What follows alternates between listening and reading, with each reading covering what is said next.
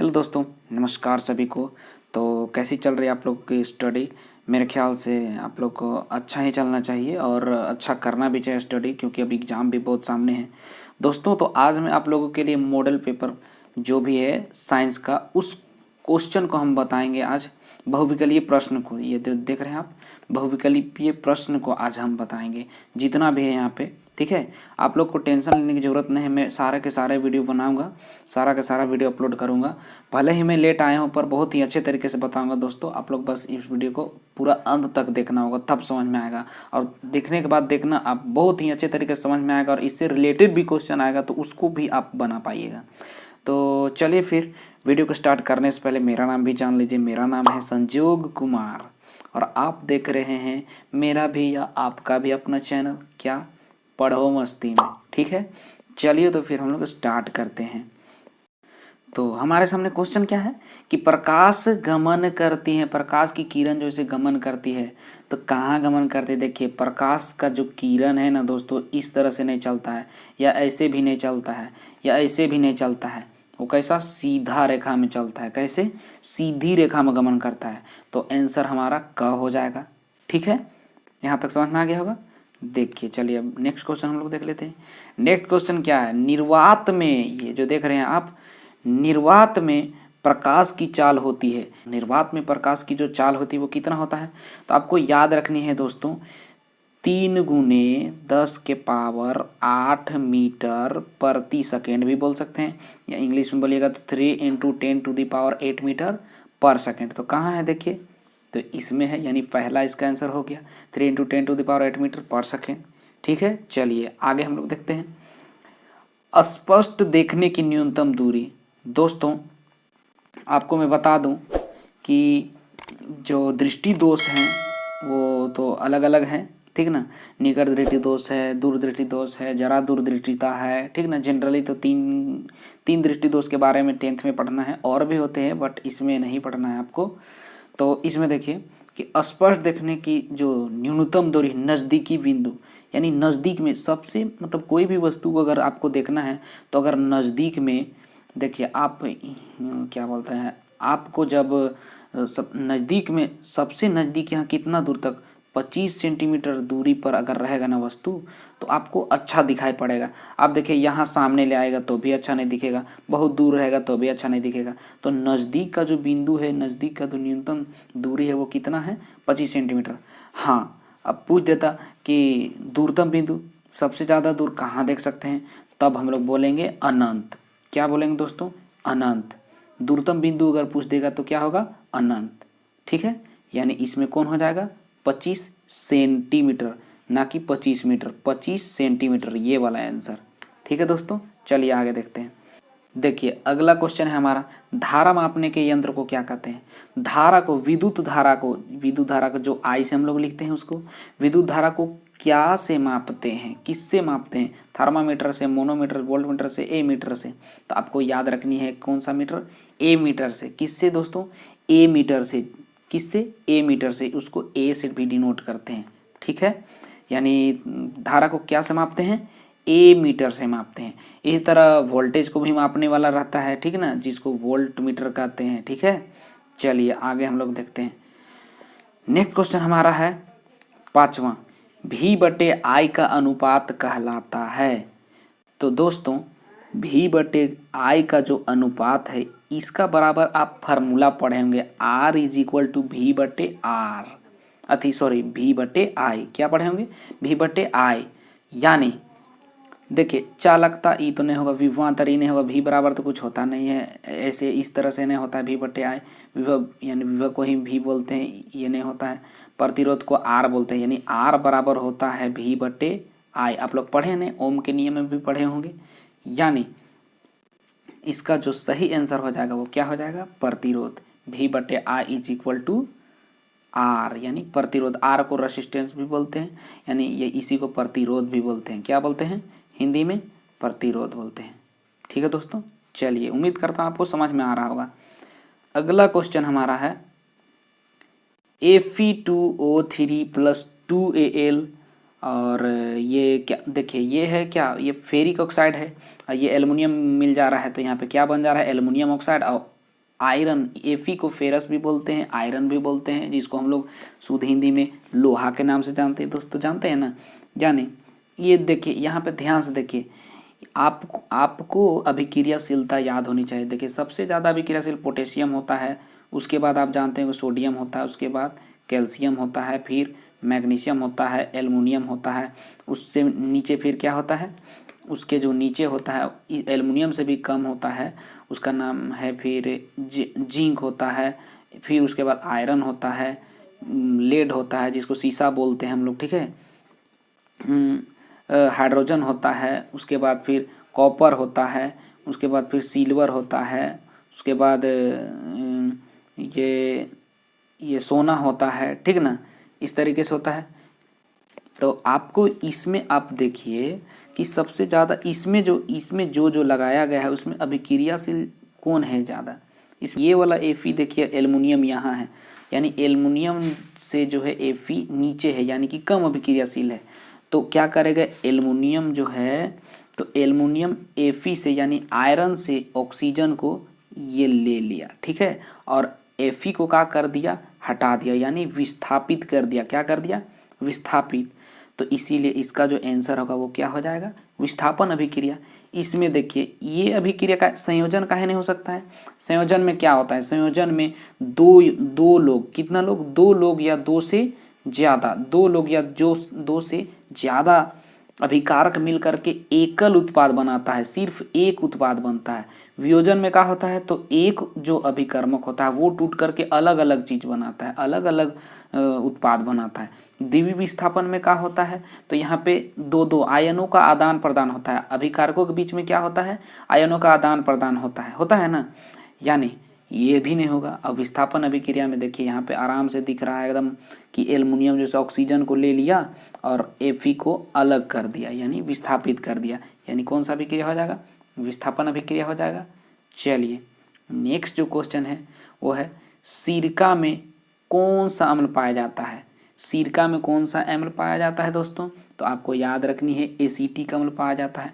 कौन सा अम्ल पाया जाता है, एसीटिक। इस सिट्रिक है, सिट्रिक कौन में पाया जाता है, सिट्रिक, तो सिट्रिक जो है सो नींबू में, किसमें, नींबू में, किसमें, नींबू में सिट्रिक अम्ल पाया जाता है, किसमें, नींबू में, ठीक है।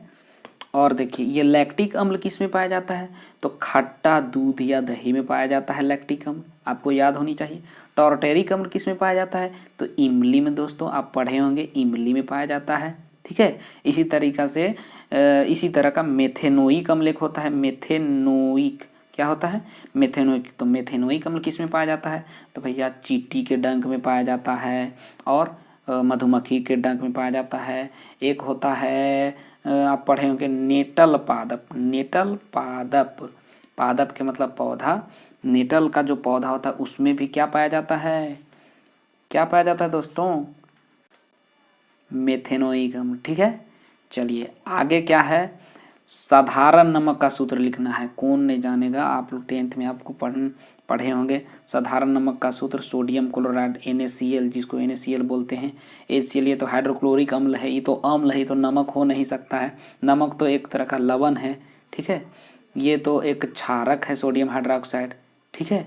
और Hb ये भी नहीं हो सकता है, यानी कौन है, सोडियम क्लोराइड, ये है नमक का फार्मूला, ठीक है। इसको तो आपको याद रखना पड़ेगा। आगे है किसी विलयन का pH का मान 5 है, कितना है, 5 है, वह क्या होगा। तो दोस्तों आपको बहुत ही अच्छा चीज़ अभी बताने वाला, अभी ध्यान से देखिएगा। देखिए pH स्केल आप देखें ना, pH स्केल, pH स्केल में कहाँ से अंक अंकित रहते हैं, 0 से 14 रहता है, बीच में कितना रहता है, 7 रहता है। कितना रहता है दोस्तों, 7 रहता है, 7 रहता है ना। देखिए अभी देखिए, अभी और अच्छा लगेगा।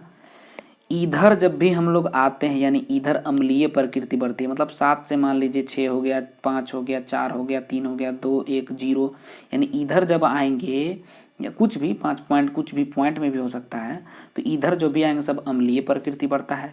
कौन सा प्रकृति बढ़ता है, अम्लीय प्रकृति बढ़ता है। और इधर जाएंगे तो क्षारकीय या क्षारीय बोल सकते हैं आप हम लोग। क्षारक क्षार उसको बोलते हैं जो क्षारक जल में घुल जाता है, ठीक है। यानी कि इधर यानी कि 7 से कम यहाँ बता रहा है, यानी क्या होगा, इधर वाला अम्ल बताया और इधर वाला क्षारक बताया, यानी क्या हो जाएगा, अम्ल। क्या होगा, अम्ल। चलिए आपको समझ में आ रहा होगा मेरे ख्याल से। आगे का जो क्वेश्चन है वो है CaOCl2, इसका जो प्रचलित नाम है ये क्या है।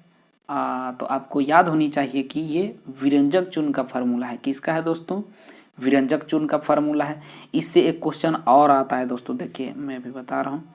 इससे एक क्वेश्चन और आता है, वो क्या है, तो बता रहे हैं इसमें, ये वाला कलर ले लेते हैं। देखिए एक क्वेश्चन आता है इसमें कि बूझे हुए चूने में, किसमें, बूझा हुआ चूना में किससे, अभी क्या बोलते हैं कि, नहीं सॉरी ऐसे नहीं है, क्वेश्चन है कि वो कौन सा पदार्थ है जो क्लोरीन से भी क्रिया करके, किससे, क्लोरीन से भी क्रिया करके विरंजक चूर्ण का निर्माण करता है। तो वो कौन है, यही है, ये देखिए कैल्शियम हाइड्रोक्साइड। कैल्शियम हाइड्रोक्साइड से जब ये मिलता है तो ये क्या बनाता है, ये देख रहे हैं दोस्तों, ये चीज़ बना देता है, ये जिसका नाम क्या है, विरंजक चूर्ण। इसी को क्या बोलते हैं, विरंजक चूर्ण। क्या बोलते हैं दोस्तों, विरंजक चूर्ण बोलते हैं। ठीक है, यानी ये क्वेश्चन भी आता है। तो देखिए यहाँ पे आपको और बात है, विरंजक चूर्ण का फार्मूला CaOCl2 हो गया। यहाँ जो आप देख लिए होंगे, ये जो बेकिंग सोडा है, बेकिंग सोडा का भी फार्मूला आप याद रख सकते हैं। लिख देते हैं NaHCO3, सोडियम बाइकार्बोनेट इसको बोलते हैं। ठीक है, चलिए और क्या है दोस्तों, इसमें धोने का सोडा, धोने का भी सोडा का आपको फार्मूला याद रखना जरूरी है। धोने का सोडा क्या होता है, धोने का सोडा जिसको हम लोग धावन सोडा भी बोलते हैं, वॉशिंग सोडा जिसको बोलते हैं, Na2CO3, इसको इंटू पढ़ते हैं बिंदु को, और 10 जल का अणु रहता है। कितना रहता है, 10 जल का अणु रहता है। यह है धावन सोडा का फार्मूला। और इसी तरह से और भी होता है, जैसे प्लास्टर ऑफ पेरिस है, प्लास्टर ऑफ पेरिस का क्या होता है आप जान रहे होंगे, CaSO4, कैल्शियम सल्फेट अर्ध हाइड्रेट। ठीक है, और उसी से मिलके बनता है जिप्सम भी, या जिप्सम को तोड़ दीजिएगा तो प्लास्टर ऑफ पेरिस बन जाएगा। जिप्सम का फार्मूला क्या होता है, CaSO4 × 2H2O। ठीक है, चलिए आगे का जो क्वेश्चन है, खाली स्थान भरने वाला है। क्या दोस्तों, खाली स्थान, रिक्त स्थान को भरना है, फिल इन द ब्लैंक्स। पहला क्वेश्चन देख लेते हम लोग। एक अवतल दर्पण की वक्रता त्रिज्या r है। कितना, वक्रता त्रिज्या कितना है, r है। अच्छा आप जानते हैं ना, r मतलब रेडियस ऑफ कर्वेचर होता है। तो बोल रहा है उसकी फोकस दूरी होगी, उसका फोकस दूरी कितना होगा। देखिए अभी बहुत ही अच्छे तरीके से मैं अभी समझाऊंगा, आप लोग वीडियो को छोड़ के भागिएगा मत। देखिए ये क्या है, अवतल दर्पण है। ये क्या है दोस्तों, ये अवतल दर्पण है। यहाँ पे देखिए, यहाँ पे क्या होता है, यहाँ पे मुख्य फोकस होता है, और यहाँ पे क्या होता है, C होता है, मतलब रेडियस ऑफ कर्वेचर। ठीक है, तो क्या बोलते हैं, ये जो R अभी बताया था वो गलत बताया, रेडियस ऑफ कर्वेचर को नहीं बोलते हैं, रेडियस ही बोलते हैं। ठीक ना, देखिए यहाँ से यहाँ का जो दूरी है इसको बोलते हैं, ये P है, यहाँ पे P से C तक का जो दूरी है उसको R बोलते हैं। तो देखिए R का यहाँ से यहाँ की दूरी को F बोलते हैं, छोटा वाला F, फोकस दूरी जिसको बोलते हैं। तो वहाँ छोटा F के बराबर ही पूछ रहा है, तो छोटा F के बराबर क्या होता है, ये बड़ा वाला R का आधा ना। देखिए ध्यान से देखिए, आप शायद समझ नहीं पा रहे होंगे, अच्छे से मैं समझा देता हूँ। यहाँ देखिए, यहाँ से यहाँ की दूरी को हम लोग क्या बोलते हैं, बड़ा R बोलते हैं, और यहाँ से यहाँ की दूरी को छोटा F बोलते हैं। तो छोटा F के दुगना है कि नहीं ये, यानी बड़ा R बराबर लिखेंगे तो 2 छोटा वाला F होगा तब, यानी F बराबर लिखेंगे तो R हो गया, और ये 2 को इधर इधर भेज दीजिए, इस तरफ भेज दीजिए, यानी कि 2, F बराबर R/2। तो यहाँ पे क्या हो जाएगा, R/2 हो जाएगा, आधा हो जाएगा। ठीक है दोस्तों, चलिए आगे चलते हैं। नेक्स्ट जो क्वेश्चन है वो है, आवेश का SI मात्रक क्या है। विद्युत आवेश दोस्तों, विद्युत आवेश को आप जानते हैं ना, Q से लिखते हैं। किसे लिखते हैं, Q से। और इसका जो SI मात्रक होता है उसका नाम है कूलम। क्या नाम है, कूलम, जिसको क्या से डिनोट करते हैं, C से। किससे, C से डिनोट करते हैं। चलिए आगे हम लोग चलते हैं। नेक्स्ट जो क्वेश्चन हमारा है, एल्केन का सामान्य सूत्र है। एल्केन दोस्तों याद कीजिए, एल्केन किसका सूत्र पूछा है, एल्केन का। किसका, ये एल्केन का। तो एल्केन का जो फार्मूला होता है CnH2n +2 किसका होता है? ये एल्केन का होता है। और अगर एल्किन का पूछ दिया तो किसका? एक एल्किन होता है, एल्किन का पूछ दिया तो एल्किन का जो फार्मूला होता है CnH2n, बस इतना होता है। ठीक है। अच्छा, अब एक और होता है एल्काइन। क्या होता है? इसको हटा देते हैं हम लोग। ठीक है, इसको थोड़ा हटा देते हैं, ये वाला को हटा दे रहे हैं थोड़ा सा, ये वाला को हटा देते हैं। सॉरी हटाइए। अच्छा छोड़िए, इसी में लिख देते हैं। किसका पूछे हम अभी? हम फिर किसका बोले? हाँ, एल्काइन का। एक क्या होता है? एक होता है एल्काइन। क्या होता है दोस्तों? एक होता है एल्काइन। एक एल्काइन होता है जिसका फार्मूला होता है CnH2n-2 होता है। एक का होता है CnH2n+2, एल्केन का होता है CnH2n+2, ये होता है एल्केन का। और एल्किन का क्या होता है? यहाँ से होता है एल्किन का CnH2n। और जब अगर एल्काइन का पूछ दे तो यहाँ पे माइनस लग जाता है। ठीक है, चलिए तो यहाँ पे हो जाएगा CnH2n प्लस में 2 हो जाएगा यहाँ पे। ठीक है, चलिए अब है छठा क्वेश्चन। अम्ल और क्षारक के बीच अभिक्रिया को कौन सा अभिक्रिया कहते हैं? ठीक है, तो देखिए अम्ल लोग, जैसे कि मान लीजिए एक अम्ल हम ले लेते हैं HCl, ये एक अम्ल है। मान लो क्षारक के साथ अभिक्रिया करा दे रहे हैं, वहाँ पे बोला है ना अम्ल और क्षारक का अभिक्रिया। देखिए अम्ल और क्षारक के बीच होने वाली अभिक्रिया को कहते हैं, कौन सा अभिक्रिया कहते हैं? तो एक बात आपको याद रखनी है कि ये देखिए, एक अम्ल और क्षारक जब मिलता है ना, अम्ल और क्षारक जब मिलता है तो लोग न्यूट्रल हो जाता है। क्या हो जाता है? न्यूट्रल हो जाता है। देखिए लवण और जल बनाता है तो इन लोग न्यूट्रल हो जाता है। यानी न्यूट्रल को हम लोग क्या बोलते हैं? उदासीन बोलते हैं हिंदी में। यानी ये कौन सा अभिक्रिया है? उदासीन। तो यहाँ हम लोग भर देंगे उदासीन अभिक्रिया कहते हैं। ठीक है, चलिए आगे का जो क्वेश्चन है, प्रकाश के परावर्तन के नियमों को लिखें। यानी ये देखिए ये सब सब्जेक्टिव क्वेश्चन है, तो इस क्वेश्चन को अभी मैं नहीं करा रहा हूँ। मैं ये वाला वीडियो के बाद मैं सब्जेक्टिव क्वेश्चन के लिए अलग से कॉपी में जो है सो नोट्स बना करके उसमें समझाऊंगा आप लोग को, बहुत ही अच्छे तरीके से समझाऊंगा। बहुत अच्छा लगेगा, बहुत अच्छा एकदम समझ में आ जाएगा। ठीक है, अगर वीडियो पसंद आएगा तो लाइक कर दीजिएगा दोस्तों, और शेयर भी दोस्तों के साथ ज़्यादा से ज़्यादा शेयर कीजिएगा, ज़्यादा से ज़्यादा प्यार दीजिएगा इस वीडियो को, तभी आगे वाले वीडियो को हमें बनाने को ये अच्छा मन लगेगा। ठीक ना, आप लोग देखेंगे ही नहीं वीडियो को या शेयर ही नहीं कीजिएगा तो हमें भी अच्छा नहीं लगेगा। कोई किसी को जब लाभ ही नहीं मिलेगा तो मैं वीडियो बना के क्या करूँगा? ये तो मैं तो जान रहा हूँ, बस आपको जानने के लिए ये वीडियो बना रहा हूँ। ठीक ना, चलिए तो बायोलॉजी में हम लोग देख लेते हैं, जिसको हम लोग जीव विज्ञान बोलते हैं। ठीक, तो इसमें क्वेश्चन है कि मनुष्य में वृक्क एक तंत्र का भाग है जो संबंधित है। देखिए हमारे शरीर में अलग अनेकों तंत्र हैं, है ना, जैसे पोषण है, श्वसन है, परिवहन है, उत्सर्जन है। तो ये किससे रिलेटेड है? ये जो वृक्क है ये किससे रिलेटेड है? तो आपको मैं बता दूं, वृक्क के मतलब क्या होता है? वृक्क के मतलब होता है किडनी। क्या होता है? किडनी। आ रहा है समझ में?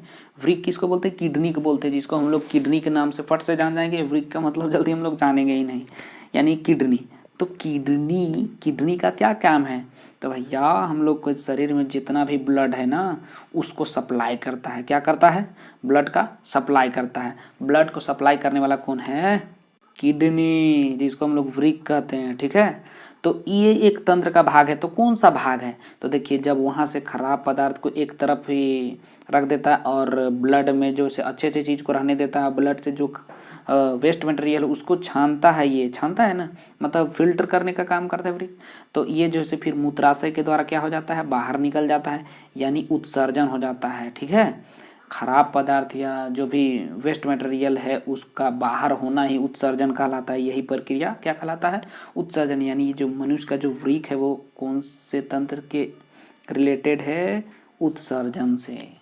ठीक है दोस्तों, चलिए आगे नेक्स्ट जो क्वेश्चन है हम लोग का है, स्वपोषी पोषण के लिए आवश्यक है। स्वपोषी पोषण, आपको तो थोड़ा लग रहा होगा कौन सा क्वेश्चन आ गया, कुछ नहीं है। देखिएगा अभी आप, स्वपोषी पोषण बोल रहा है ना, स्वपोषी पोषण के लिए हम लोग को समझना जरूरी है कि स्वपोषी पोषण क्या है।